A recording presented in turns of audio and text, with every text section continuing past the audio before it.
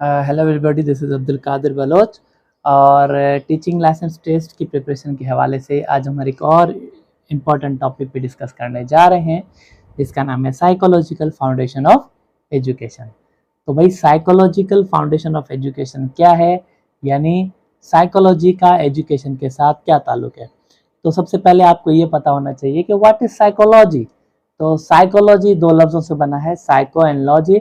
Psycho means the soul and mind and logy means to study, यानी study of mind, study of soul is called psychology। अच्छा, अब जो psychology है इसका education के साथ बहुत ही इम्पोर्टेंट जो है वो ताल्लुक होता है, याद रखिएगा। अच्छा, साइकोलॉजिकल फाउंडेशन क्या है? ये एप्लीकेशन है किसकी? साइकोलॉजी की एप्लीकेशन है जो हम इस्तेमाल करते हैं किसमें? एजुकेशन में या एजुकेशनल सिस्टम में। ये जो है वो हेल्प करती है, ये जो साइकोलॉजिकल फाउंडेशन है या साइकोलॉजी जो है वो हेल्प करती है टीचर्स की टू अंडरस्टैंड लर्नर्स बिहेवियर, ताकि समझ सके कि लर्नर का यानी सीखने वाले का बिहेवियर कैसा है, यानी स्टूडेंट्स का बिहेवियर कैसा है, लर्निंग कैसे होगी, ग्रोथ कैसे होती है, डेवलपमेंट कैसे होती है, मोटिवेशन कैसे मिलती है बच्चों को, और इंडिविजुअल डिफरेंसेस क्या होते हैं, मतलब एक बच्चे का दूसरे बच्चे से जो डिफरेंस होता है वो क्या होता है। ये सारी चीज़ें हमें जो है ना वो साइकोलॉजी से पता चलती हैं। रवैया यानी मेन चीज़ तो इसके अंदर साइकोलॉजी के अंदर क्या है, बिहेवियर वगैरह आ जाता है ना। तो बिहेवियर का पता चल जाएगा, लर्निंग का पता चल जाएगा, लर्निंग किस तरीके से बेहतर होगी, ग्रोथ कैसे होती है, डेवलपमेंट कैसे होती है, मोटिवेशन और इंडिविजुअल डिफरेंसेस का पता चलता है किसको? टीचर को, ताकि हमारा सीखने और सिखाने का प्रोसेस जो है ना वो बड़ा इफेक्टिव हो। अच्छा, मैंने पहले बताया कि भाई ये क्यों इम्पोर्टेंट है, ये तो पहले इसकी डेफिनेशन हो गई, आप समझ लें। अब ये इम्पोर्टेंट क्यों है? क्योंकि ये टीचर की हेल्प करती है साइकोलॉजी टू अंडरस्टैंड लर्नर्स।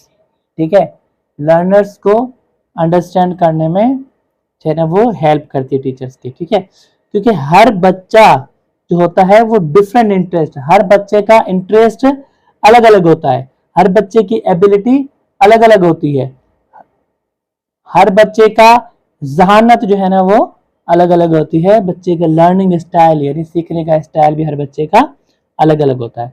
ठीक है, तो साइकोलॉजी हमें मदद करती है स्टूडेंट्स को सीखने में, यानी लर्नर्स को अंडरस्टैंड करने में।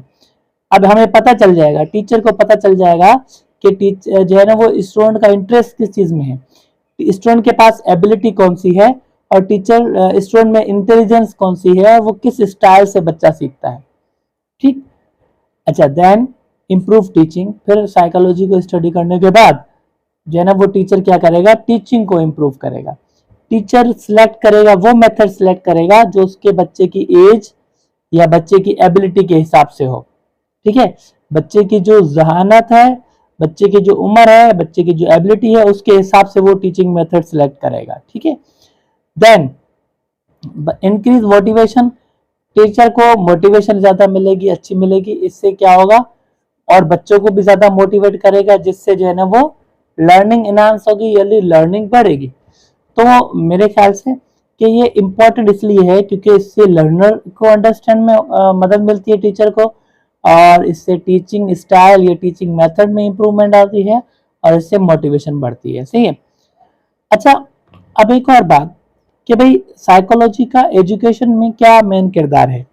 ठीक है, तो एजुकेशनल जो हमारे पास साइकोलॉजी है, ठीक है, इसमें हमारे पास जो है ना वो 3 एरियाज में ये हेल्प करती है। अब देखो, एजुकेशनल साइकोलॉजी एक पूरा सब्जेक्ट है। अब साइकोलॉजी तो है लेकिन एजुकेशन के साथ है, तो एजुकेशनल साइकोलॉजी जो है ना वो हेल्प करती है 3 मेन एरियाज में। कौन कौन से मेन एरियाज हैं? पहला एरिया है अंडरस्टैंडिंग द लर्नर्स, यानी लर्नर्स को अंडरस्टैंड करना, अंडरस्टैंडिंग द लर्निंग प्रोसेस को अंडरस्टैंड करना। अंडरस्टैंडिंग द लर्नर्स का मतलब है टीचर स्टडी करेगा एज, इंटेलिजेंस देखेगा, बच्चे का इंटरेस्ट देखेगा, बच्चे की जरूरियात क्या है, बच्चे की इमोशंस क्या है, बच्चे की एबिलिटीज क्या है, बच्चे का रवैया कैसा है, इस सब को स्टडी करेगा। ये इस स्टूडेंट को समझने में हमें मदद मिलेगी। तो एजुकेशनल साइकोलॉजी में इन सारी चीजों का, यानी जो पहला एरिया है एजुकेशनल साइकोलॉजी, इन 3 एरियाज पर काम करती है। पहले एरिया में टीचर को पता चल जाएगा बच्चे की एज का, बच्चे की जहानत, बच्चे का इंटरेस्ट, बच्चे की नीड्स, बच्चे के इमोशंस, बच्चे के एबिलिटीज, बच्चे के बिहेवियर के बारे में। Second thing, understanding the learning process. Learning process कैसे चलेगा, यानी लर्निंग का प्रोसेस किस तरीके से चलेगा, उसमें भी टीचर को हेल्प मिलेगी। जैसा कि साइकोलॉजी हेल्प करती है, एक्सप्लेन करती है how learning takes place. Psychology explain करती है कि लर्निंग किस तरीके से होनी चाहिए, विच मेथड्स आर इफेक्टिव, और कौन सा मेथड जो है ना वो ज्यादा इफेक्टिव होगा, कौन सा मेथड ज्यादा इफेक्टिव होगा, ये कौन बताता है, हमें साइकोलॉजी बताती है। और थर्ड वन हमारे पास था कि क्रिएटिंग गुड लर्निंग एनवायरनमेंट, यानी टीचर जो है वो क्या करेगा, एक अच्छा लर्निंग एनवायरनमेंट पैदा करेगा।